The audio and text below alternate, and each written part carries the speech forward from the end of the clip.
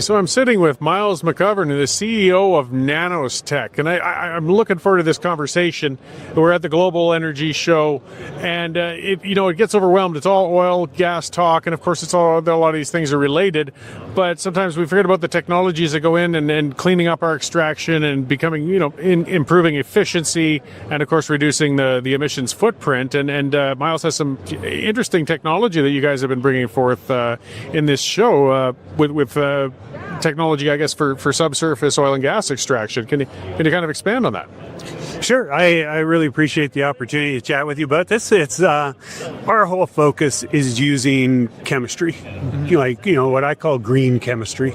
So using catalyst technology. So what we're able to do in catalysts, the fundamental thing about them is you're able to target a very specific molecular reaction.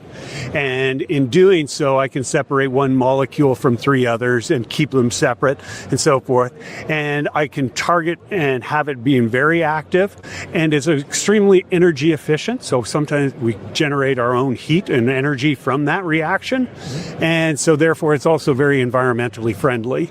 And we target what we do is use these catalysts. So for instance, in different applications across decarbonizing the energy sector, if you will, we have them for fossil fuels. So where we actually inject these nanoparticles, which form a catalyst and into a SAGD operation.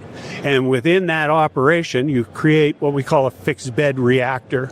And we're upgrading heavy oil to a medium oil in situ. So before it's even extracted out of the ground, we upgrade that.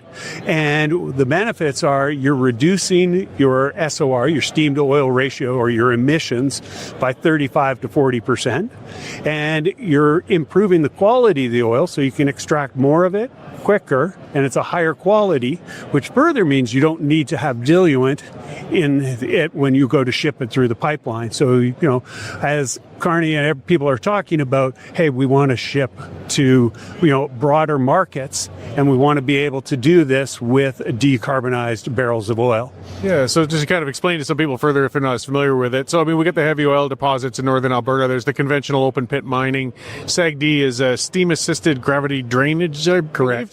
Yes. And so what that is it's an energy-intensive means of extracting the oil. We're not mining, but they're injecting steam down there to heat the oil, change the consistency so they can bring it to the surface and then utilize it. So you're talking in a sense of doing some of that processing subsurface before it even comes up, and then it will reduce all of the energy required to heat that steam and pump it downwards. Correct. So we're using the chemicals. So not that different than the chemicals that a refiner would take to, once he gets that oil or the bitumen, and turn it into a fuel. Mm-hmm. Our goal isn't to turn it into a fuel.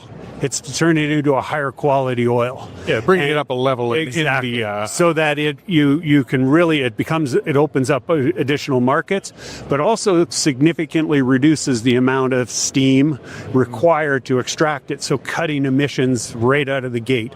Yeah, and something that's been, celebrated by the energy sector, but they often don't seem to get credit for it, is the emissions for oil production have come down dramatically per barrel in Alberta over the last 10, 20 years. The efforts have had success, and then we can go further potentially through efforts like yours. Has this been brought into any application yet? We are in the process of implementing it with one of the major producers here in Alberta. Well, actually two of them. So are working on the initial implementation, and our expectation, it is a project that is funded by ERA, so Emissions Reduction Alberta is a participant in this project, along with SDTC, the Scientific Development Technology Group. And our expectation is really to actually elevate this as one of those projects that the federal government's saying put forward more projects with decarbonized, ventures. And so we believe this could be a very nice fit in that area. Great, and I appreciate that. As I said, with this show, I mean, it's a good time for people to network and exchange these ideas, these different processes, and just to remind people outside of the industry, like there's ongoing efforts to reduce the impact of oil and gas production. 100%. And we're getting there. We're getting there, and I think that decarbonization even carries across. Our team was published in the Journal of Science last year for having a catalyst that would be most likely successful in converting CO2 to CO. So to take CO2 and convert it into a syngas, and which is a significant breakthrough. So once you've even captured that other CO2 that you are producing, so rather than sticking it into the ground, to turn it into a synthetic gas for part of that circular economy that they can actually run it to run the equipment and so forth. Oh, that's excellent. I appreciate you bringing that up, and it's just yet another of the things, the innovations that are coming out. Where can people find more information on what you guys are doing, and then to reach out to your company if they're interested? Yeah, NanosTech. So our company's website is nanos.tech, and happy to. You can find us through there or on LinkedIn, and be able to share more information. Well, and expose more as we disclose all the partners and what's happening. Well, I appreciate you coming to share some of that with us and the work you guys are doing. Remind people we're getting better all the time. Absolutely. Well, I appreciate your time, Cory. Excellent. Thank you. Great. Good.